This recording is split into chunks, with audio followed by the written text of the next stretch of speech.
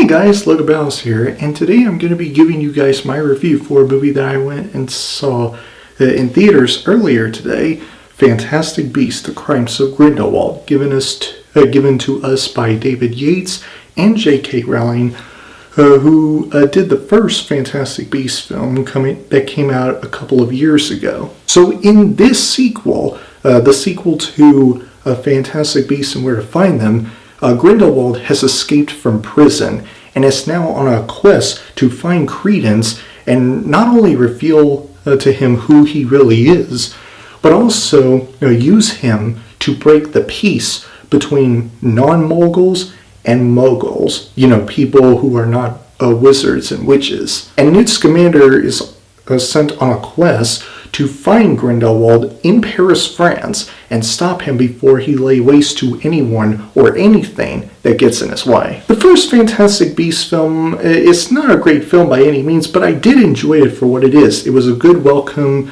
back to the whole Harry Potter world.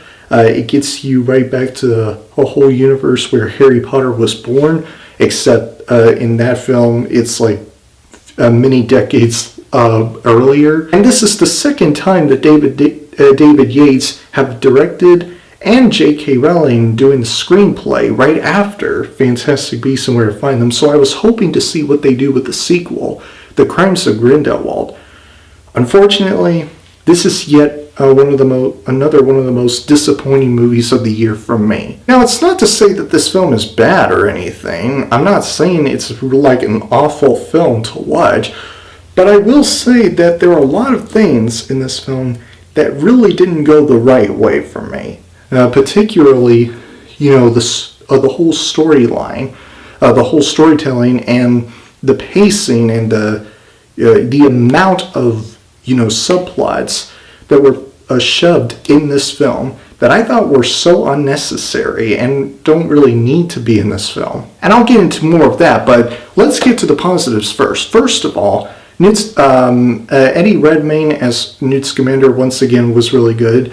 I liked him. This very quirky, weird, and unique type of character. Just that type of personality he had from the first film is in this film.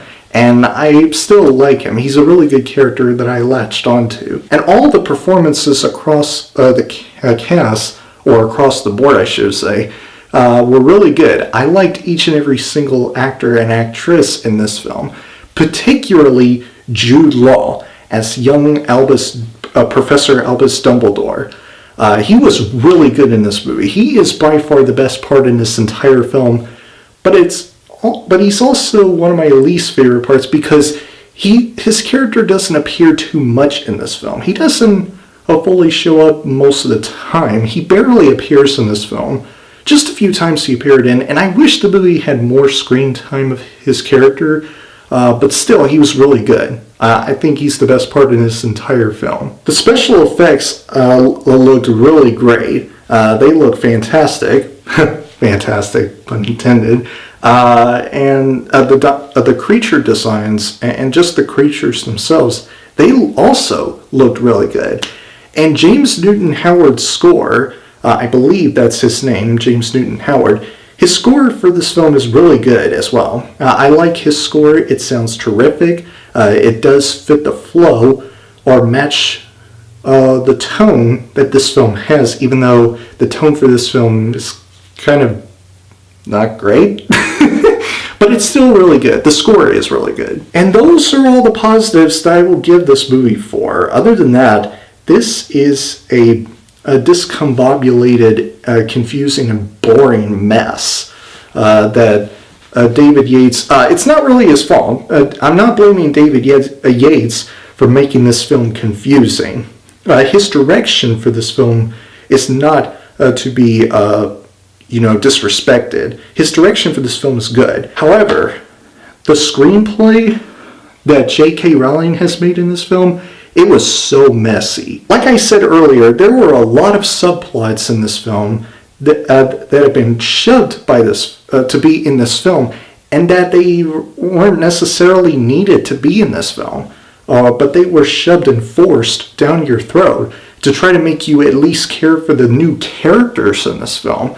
And it was so hard to actually process everything that was happening because, the storytelling for this film is very inconsistent and the narrative is incoherent and the pacing is so draggy. That is one of the worst parts about this film. It is actually boring. I find myself bored while watching this film multiple times. Just find myself dozing off a lot, and it's because this film is very frustrating, and it's frustrating in this respect. The film's execution for the entire story of this film, as well as many subplots, and the way this film is trying to crumble everything together to try to make one story, it just doesn't flow very well with what it was supposed to do. This film has a complete lack of focus on just one story, Newt Scamander's journey to find Grindelwald in Paris, France, and stop him. Another thing I didn't like about this movie is that it's pretty humorless. There's not as much humor to be found in this film as the humor would be in the first Fantastic Beasts. Jacob Kowalski, played by Dan Fogler, I think I got his name right. I'm sorry I messed up your name, dude. He was really good in the first Fantastic Beasts film. He made me laugh. He was the comic relief in the first Fantastic Beasts film, and he made that film a lot more funnier than I thought. But here in this film, for the most part coming from him and from his character, the humor was just underutilized this time around. The humor was not done enough to give this film more levity. And my next and final negative that I will say about this film is Grindelwald. Now look, Johnny Depp made a good performance as Grindelwald. His performance, not to be disrespected like I just said, his performance is good, but his character, Grindelwald, was not giving enough material, enough motivation, and enough story arc to make his character more compelling and more interesting and more intimidating as the main villain of this film. J.K. Rowling's screenplay didn't do this character Grindelwald justice or any service whatsoever. So yeah, guys, this is the first Harry Potter film I have seen that I honestly really didn't like. This is one of the most disappointing movies of the year for me, to be really honest with you. It was a letdown for me. I honestly was hoping that this film would be as good as the first Fantastic Beasts, if not better. And it didn't turn out to be the case for me after the final product has been brought to me after seeing this film. I am going to give Fantastic Beasts: The Crimes of Grindelwald a Silver Medal of Honor. Easily the weakest installment in the whole entire Harry Potter franchise, as far as I'm concerned. Yes, such a disappointment. But anyway, guys, that is my review for Fantastic Beasts: The Crimes of Grindelwald. If you guys hadn't checked out my whole series of Harry Potter reviews that I have done leading up to this film, you can go check them out by pressing the annotation in my outro, or you can press right up there, press the I notification, and that will lead you to my whole series of Harry Potter reviews. I had a ton of blasts making Harry Potter reviews leading up to this film. It was a lot of fun for me. So go check out my series of Harry Potter reviews, as well as two of my upcoming reviews.